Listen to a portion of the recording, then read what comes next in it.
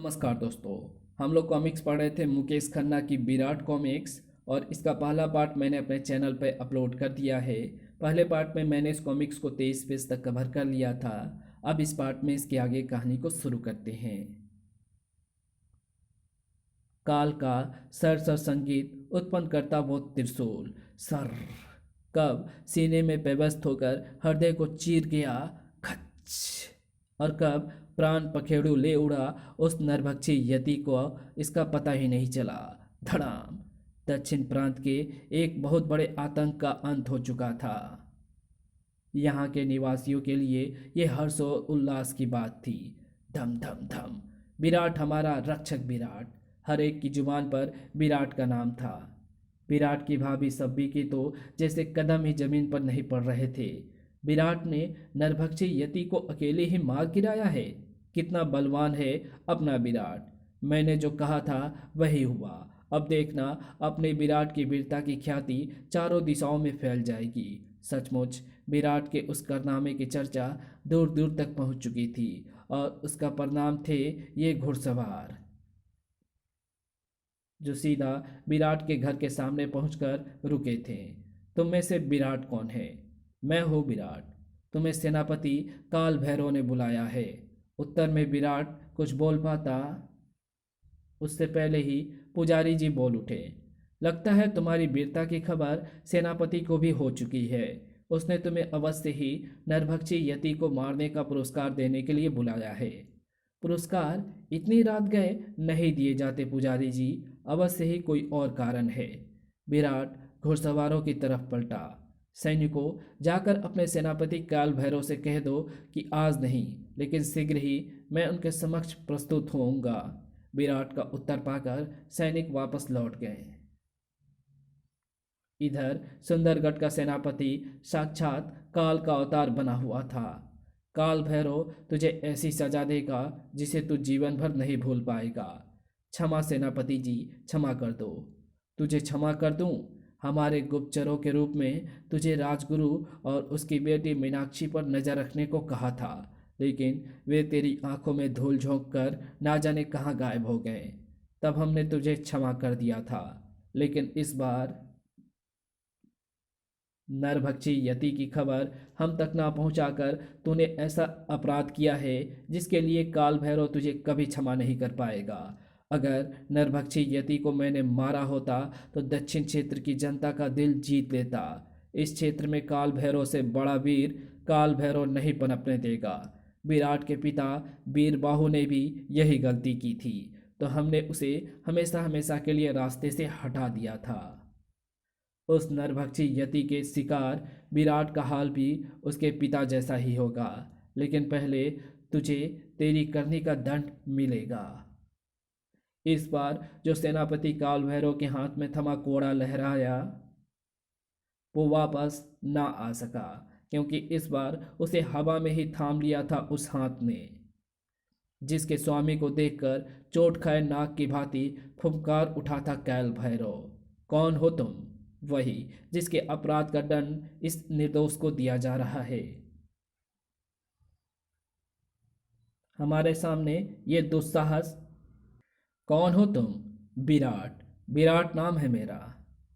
काल भैरव के क्रोध की आग में घी का काम किया उस नाम ने। विराट, जितना बड़ा नाम है तुम्हारा दंड उतना ही बड़ा मिलेगा, क्योंकि तुमने हमारी आज्ञा के बिना नरभक्षी यति को मारकर हमारा अपमान करने का जघन्य अपराध किया है। मत बोलो, उस यति को मारने का अधिकार सिर्फ हमारा था, लेकिन तुम्हारे इस अपराध को हम क्षमा कर सकते हैं अगर तुम तत्काल हमारे सामने अपना शीश झुकाकर हमसे क्षमा मांगो। अगर तुमने ऐसा नहीं किया तो इसी कोड़े से हम तुम्हारी चमड़ी उधेड़ देंगे। विराट का सिर या तो भगवान के सामने झुकता है या राजा के, और किसी के सामने नहीं।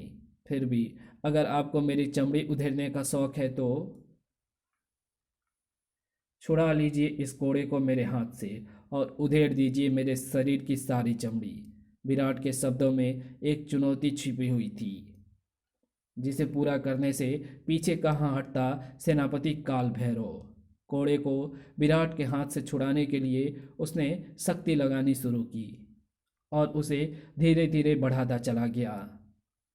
लेकिन अपनी शक्ति के एक एक कतरे के इस्तेमाल के बाद भी वो कोड़े को खींचने में सफल नहीं हो पाया, जबकि विराट के एक हल्के से झटके के साथ ही काल भैरव खींचता हुआ उस तक जा पहुंचा। ओह! अब गिरगिट की तरह रंग बदला काल भैरव ने। धन्य हो विराट, तुम धन्य हो। तुम वास्तव में महाबली हो। तुम्हारे बल की मैं साक्षात देख रहा हूँ। तुम्हारे बल को मैं साक्षात देख चुका हूँ। एक वीर को दूसरे वीर का सम्मान करना ही चाहिए। क्या मैं तुम्हारा पूरा परिचय जान सकता हूँ? मेरा परिचय सिर्फ इतना है कि मैं वीरबाहु का पुत्र हूँ। ओह! दक्षिण क्षेत्र के महान योद्धा वीरबाहु के पुत्र हो तुम। इससे पहले तुम्हें कभी नहीं देखा था, इसलिए पहचान नहीं सका। लेकिन तुम्हारे बड़े भाई सुनायक को अच्छी तरह पहचानता हूँ मैं। मुझे विश्वास है अपने पिता की तरह तुम भी वीरता और यश की पताका फहराओगे। आज से मैं तुम्हें अपना मित्र और भाई स्वीकार करता हूँ, और इसके प्रतीक के रूप में मैं तुम्हें ये राजमुद्रिका देता हूँ। साथ ही तुम्हें राजधानी आने का निमंत्रण भी देता हूँ। राजमुद्रिका के लिए धन्यवाद सेनापति जी। मैं शीघ्र ही राजधानी आकर आपसे मिलूंगा। फिर वहां नहीं रुका विराट। मैं तुम्हारी प्रतीक्षा करूंगा विराट। काल भैरव के चेहरे पर मौजूद शैतानी चमक स्पष्ट बता रही थी कि वो विराट के विरुद्ध कोई षड्यंत्र रच रहा था, जिसे उप सेनापति दुर्जन सिंह तुरंत भाप गया। आपकी ये कूटनीति समझ में नहीं आई सेनापति जी। आपने उस सपेले को यूं जाने ही दिया। वो सपोला नहीं, विषैला नाग है दुर्जन। याद है दक्षिणी क्षेत्र में आकर उसके पिता की हत्या करने में हमें कितनी कठिनाइयों का सामना करना पड़ा था। मैं कैसे भूल सकता हूँ। मैं भी आपके साथ ही था। धोखे से मारना पड़ा था उसे। हाँ, दक्षिणी क्षेत्र की बेशकीमती खनिज संपदा और हीरे मोतियों की खदानों पर उसी वीरबाहु का कबीला सांप की तरह कुंडली मारे बैठा है। उस पर विराट नाम का ये नया नाग और पैदा हो गया है। एक बार ये नाग अपने बिल से निकलकर हमारी राजधानी पहुंच जाए, फिर हमारे लिए उसका फन कुचलना बेहद आसान हो जाएगा। समझ गया सेनापति जी, आपकी चतुराई बेजोड़ है। बेचारा विराट क्या टिक पाएगा आपके सामने। लेकिन आपने उसे राजमुद्रिका क्यों दी? राजमुद्रिका हमारी मैत्री का प्रमाण नहीं, उसके गले की फांसी का फंदा है। ध्यान रहे दुर्जन, विराट का राजधानी पहुंचना खतरनाक नहीं है, खतरनाक है विराट का महाराज तक पहुंचना।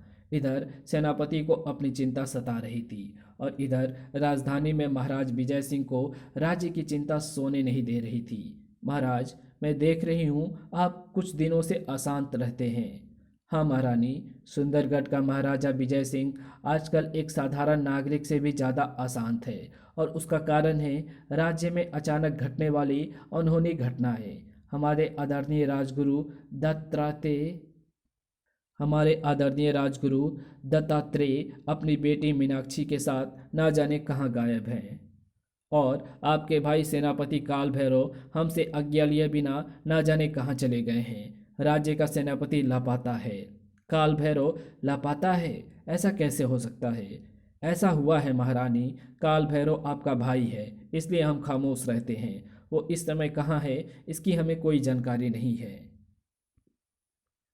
तभी वहाँ आ पहुंचा द्वारपाल। महाराज की जय हो, महामंत्री पधारे हैं, उन्हें आदर सहित अंदर ले आओ। कुछ ही क्षणों बाद महाराज के सामने मौजूद था महामंत्री। कहिए महामंत्री, कैसे आना हुआ? राज्य में फैल रही कुछ शंकाओं को लेकर उपस्थित हुआ हूँ महाराज। ये अफवाह आग की तरह फैल रही है। राजगुरु की हत्या कर दी गई है, और साथ ही लोग काल भैरव के गायब होने का कारण तरह तरह के अनुमान लगा रहे हैं। उधर आपके राज दरबार में ना आने से सभासदों ने बातें बनानी शुरू कर दी है कि कहीं युद्ध तो नहीं होने वाले हैं। हम भी इन्हीं प्रश्नों में उलझे हुए हैं महामंत्री। समझ में नहीं आता काल भैरव और राजगुरु हमें छोड़कर अचानक कहाँ चले गए। आपकी आज्ञा हो तो उनकी खोज में हर कार्य भिजवा दिया जाए। उसकी आवश्यकता नहीं है महामंत्री जी। मैं स्वयं उपस्थित हूँ। महाराज की जय हो। कपट और झूठ से भरा हुआ था काल भैरव का एक एक शब्द। दक्षिणी क्षेत्र में एक नरभक्षी यति ने उत्पात मचा रखा था।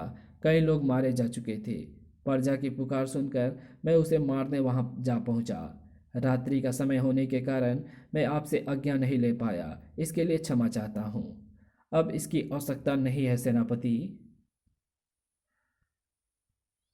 नरभक्षी यति को समाप्त करके आपने अपनी वीरता का जो परिचय दिया, हम उससे प्रसन्न हुए।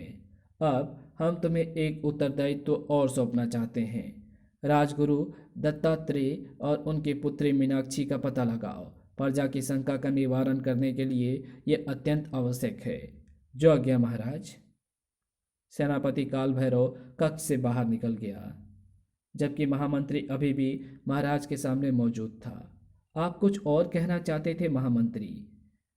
जान की क्षमा चाहता हूँ महाराज। गुप्तचरों के अनुसार उस यति का शिकार काल भैरव ने नहीं, हमारे राज्य के वफादार स्वर्गीय वीरबाहु के पुत्र विराट ने किया है। विस्फोटक थी महाराज के लिए वो सूचना। यह आप क्या कह रहे हैं महामंत्री जी? सत्य यही है महाराज, और इस सत्य को दक्षिणी क्षेत्र का बच्चा बच्चा जानता है। ओह, ऐसा है तो काल भैरव ने हमसे झूठ क्यों बोला?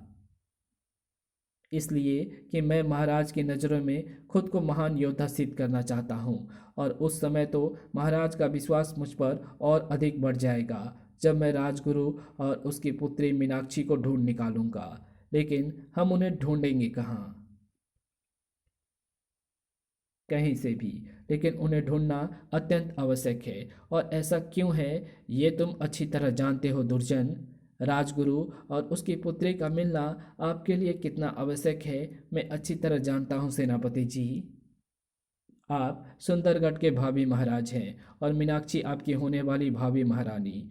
मैं भावी महारानी को भावी महाराज से मिलवाऊंगा, तभी तो मैं सुंदरगढ़ का सेनापति बनूंगा। शाबाश दुर्जन, अपने आदम की अपने आदमियों को चारों तरफ दौड़ा दो। मुझे हर हाल में चाहिए राजगुरु और उसकी पुत्री मीनाक्षी। धगड़ धगड़। ओफ, हमारी खोज में काल भैरव के सैनिक चारों तरफ घूम रहे हैं पिताजी। तुम ठीक कह रही हो बेटी, लेकिन वे हमें ढूंढ पाए उससे पहले ही हम दक्षिणी क्षेत्र पहुंच जाएंगे। वहां के कबीले का पुजारी मेरा मित्र है, तेरी ही उम्र की उसकी एक पुत्री भी है, सुनैना। वो हमारी सहायता अवश्य करेगा। आओ। पिता पुत्री एक बार फिर भाग खड़े हुए और दुर्जन एवं उसके साथी एक बार फिर खाली हाथ वापस लौट चले। उस काल भैरव के पास जो फटी फटी आंखों से उसके सामने खड़ी अपनी विश्वसनीय दासी चतुरा को देख रहा था। क्या बक रही है तू? मैं सही कह रही हूँ सेनापति जी। महाराज को इस वास्तविकता का पता चल गया है कि नरभक्षी यति को आपने नहीं, विराट ने मारा है। महाराज कह रहे थे कि ऐसे विकट समय में अगर विराट उनका सहयोगी होता तो उन्हें बहुत बल मिलता। सेनापति काल भैरव को झकझोर दिया था उस सूचना ने, और उस पर सोने पे सुहागा की तरह दुर्जन ने आकर सुना दी वो खबर। सेनापति की जय हो। राजगुरु और उनकी पुत्री मीनाक्षी का चारों दिशाओं में कोई पता नहीं चला। ज्वालामुखी की तरह भड़का काल भैरव। पता नहीं चला तो पता करो दुर्जन। राज्य की सभी सीमा चौकियों पर सैनिकों को खबर पहुंचा दो। राजगुरु और उनकी पुत्री सीमा से बाहर ना निकल पाए और राजधानी के अंदर ना घुसने पाए। विराट अपने घोड़े तूफान को तूफान की तरह भगाकर विराट ने राजधानी में प्रवेश किया। इसी के साथ उस पर टूट पड़ी मुसीबत। सब कुछ इतना अप्रत्याशित था कि ना विराट संभल पाया और ना उसे संभलने का अवसर मिला। पलक झपकते ही एक रस्सी के तेज झटके ने उसे जमीन पर लापटका, और तब उसे नजर आया दुर्जन। ये सेनापति काल भैरव की आज्ञा है कि तुम नगर में प्रवेश नहीं कर सकते। सेनापति राजमुद्रिका देकर राजधानी बुलाते हैं और उसी सेनापति के सैनिक रास्ते की दीवार बनकर खड़े हो जाते हैं। इसका अर्थ तो ये है कि इस रास्ते पर कोई दोहरी चाल चल रहा है। कुछ रास्ते सभी के लिए नहीं होते विराट, उन पर चलने से पहले आज्ञा की आवश्यकता होती है। मगर विराट जिस रास्ते पर चलता है किसी की आज्ञाओं से नहीं, अपनी इच्छाओं से चलता है। और सेनापति की दी गई इस मुद्रिका को पहचानने से इनकार करके आप मुझ पर अन्याय कर रहे हैं। न्याय और अन्याय का निर्णय हम नहीं करते, हम तो बस वो करते हैं जिसकी आज्ञा हमें सेनापति काल भैरव देते हैं। और तुम्हें इस नगर में प्रवेश करने की आज्ञा नहीं है। नगर में प्रवेश किए बिना लौटना तो अब हमारी प्रतिष्ठा का प्रश्न बन गया है। और विराट को प्रवेश करने से रोकना तुम्हारी भुजाओं की बस की बात नहीं है। जैसे समुद्र की लहरें रेत को बहाकर ले जाती है, ठीक वैसे ही विराट की शक्ति के आगे बहते नजर आए सैनिक। जैसे तूफान तिनकों को उड़ा देता है, ठीक वैसे ही विराट की तलवार के आगे उड़ते दिखाई दिए सैनिक। जैसे प्रलय विशाल से विशाल पर्वत को ढा देती है, ठीक वैसे ही विराट के साहस के सामने ढहते नजर आए उसके शत्रु। अचानक वहां गूंजी वो मेघ गर्जना। ठहरो। विद्युत से चलते विराट के हाथ रुके। तेजी से वो घुमा आवाज की दिशा में जिधर मौजूद थे। महाराज, कौन हो तुम जो राज्य के सैनिकों पर हथियार उठाने का दुस्साहस कर रहे हो? दंड जानते हो इसका? राज्य के सैनिकों पर हथियार उठाने का दंड तो निश्चय ही मृत्यु दंड होगा महाराज, परंतु एक निर्दोष और साधारण नागरिक पर हथियार उठाने का जो अपराध आपके सैनिक कर रहे हैं उसका दंड क्या होगा, ये भी बता दीजिए महाराज। कौन हो तुम? मैं दक्षिण क्षेत्र के सरपंच बीरबाहु का छोटा पुत्र विराट हूँ महाराज। कुछ दिनों पहले मैंने एक नरभक्षी यति को मारा था, जिससे प्रसन्न होकर आपके सेनापति ने मुझे राजधानी आने का निमंत्रण दिया था और साथ ही दी थी मित्रता की ये निशानी राजमुद्रिका। तुम हमारे राज्य के सबसे वफादार और वीर सरपंच बीरबाहु के पुत्र विराट हो। हमने तुम्हारी वीरता के चर्चे सुने हैं। हम तुम्हें राजधानी में देखकर अत्यंत प्रसन्न हुए। फिर क्रोध में भरकर महाराज उप सेनापति दुर्जन की तरफ पलटे। दुर्जन, विराट को सम्मान के साथ राजमहल ले चलो। ध्यान रहे, विराट हमारा खास मेहमान है। महाराज की आंखों में अपने प्रति नफरत और विराट के प्रति सम्मान के भाव साफ देख रहा था उप सेनापति दुर्जन। इसी के साथ ये कॉमिक्स यहीं समाप्त होती है, लेकिन कहानी समाप्त नहीं हुई है, तो मिलेंगे आपसे इसकी अगली कहानी में। तब तक के लिए बाय। अगर आपको ये कॉमिक्स अच्छी लगी हो तो इस वीडियो को लाइक शेयर कमेंट ज़रूर कर देना। चैनल पर नए हो तो चैनल को सब्सक्राइब कर ऑल नोटिफिकेशन को सिलेक्ट ज़रूर कर देना।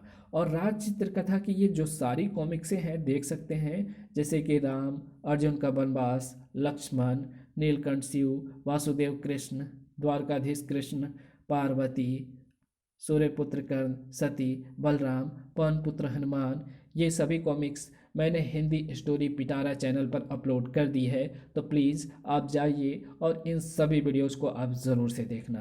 तो चलिए कुछ एडवर्टाइजिंग को हम देख लेते हैं। तूने अपने इमारती जंगल से हिमालय के इस दर्रे में आकर बहुत बड़ी गलती की है नागराज, क्योंकि ना तो तू ठंड सह पाता है और ना ही तेरे नाग। पर हमारी प्रजाति ठंड में ही जिंदा रहती है, क्योंकि हम शिव जी के कंठ से लिपटने वाले नाग के वंशज हैं। अब ना तो तू अपने आप को बचा पाएगा और ना ही महानगर को। ढक जाएगा महानगर अंधेरे में जब फैलेगा हमारा फन। राज कॉमिक्स में नागराज का एक ऐसा विशेषांक जिसे पढ़कर आपका बदन सिहर उठेगा। तू सितारों की डगर से झूम के निकल, ये जमीन क्या विराट आसमां पे चल।